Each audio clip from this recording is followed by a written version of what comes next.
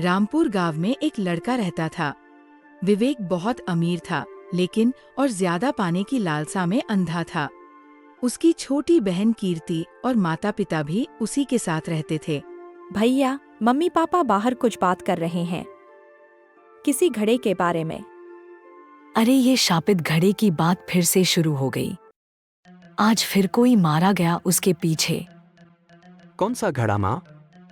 आप लोग किस चीज की बात कर रहे हो? कुछ नहीं बेटा, कोई खास बात नहीं है। अच्छा ही हुआ कि विवेक को ज्यादा पता नहीं चला। पर विवेक के मन में तो अब वही शापित घड़ा घूम रहा था। विवेक चलते चलते दो लोगों को बातें करते हुए सुनता है। फिर एक और मौत हो गई। लोग मानते ही नहीं हैं। उस शापित घड़े को छूना मौत बुलाने जैसा है। कौन सा घड़ा? मुझे भी बताओ ना। चुप हो जा, ये हमारे जैसे लोगों की बात नहीं है। विवेक जिद करता है तो एक व्यक्ति बताता है। सुनो, कई साल पहले इस गांव पर दुश्मन राज्य ने हमला किया।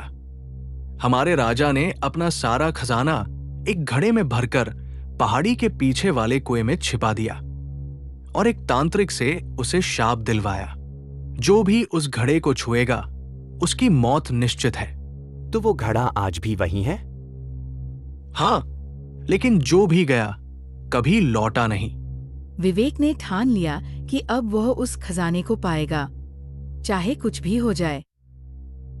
माँ, पापा, आप लोग तैयार क्यों हो?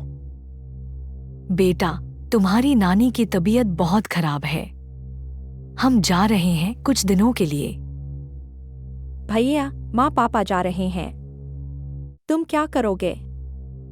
विवेक मन में, ये सही मौका है उस खजाने को हासिल करने का।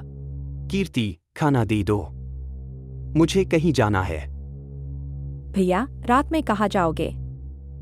तू चिंता मत कर, बस खाना दे। विवेक खाना खाकर चुपचाप निकल जाता है। कीर्ति को शक होता है और वह उसके पीछे पीछे चल पड़ती है। भैया रुको, कहाँ जा रहे हो? तू यहाँ क्यों आई? घर जा वापस। भैया, तुम भी जानते हो ये जगह शापित है, वापस चलो। नहीं, मैं उस खजाने को लेकर ही रहूंगा। विवेक कुएं में उतर जाता है। कीर्ति भी पीछे पीछे जाती है। विवेक ने वहां चमकता हुआ सोने से भरा घड़ा देखा और जैसे ही उसने उसे छुआ, अचानक जमीन हिलने लगती है, ऊपर से मिट्टी गिरने लगती है और एक डरावनी हंसी गूंजती है। लोभियों को कभी क्षमा नहीं मिलती। तू सब कुछ होते हुए भी यहाँ क्यों आया? मुझे माफ कर दो, गलती हो गई। तुम्हारी एक ही सजा है, मृत्यु। नहीं, मेरे भैया को कुछ मत करो। अगर किसी की जान लेनी है तो मेरी ले लो।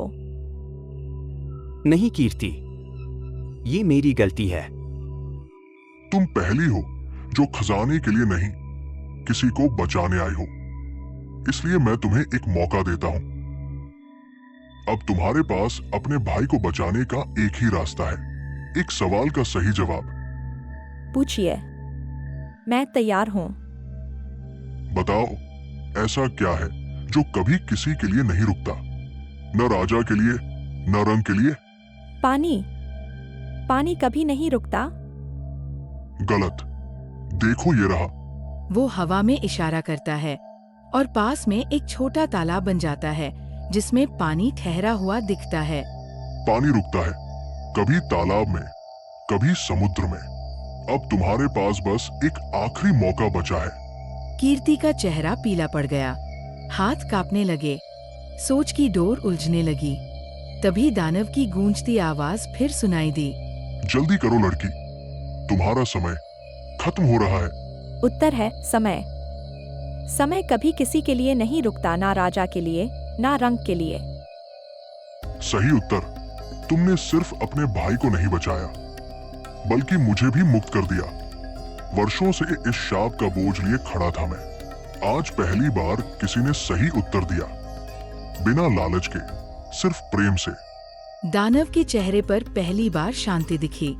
उसका रूप धीरे धीरे प्रकाश में बदलने लगा और फिर वो घड़ा लेकर आकाश में विलीन हो गया।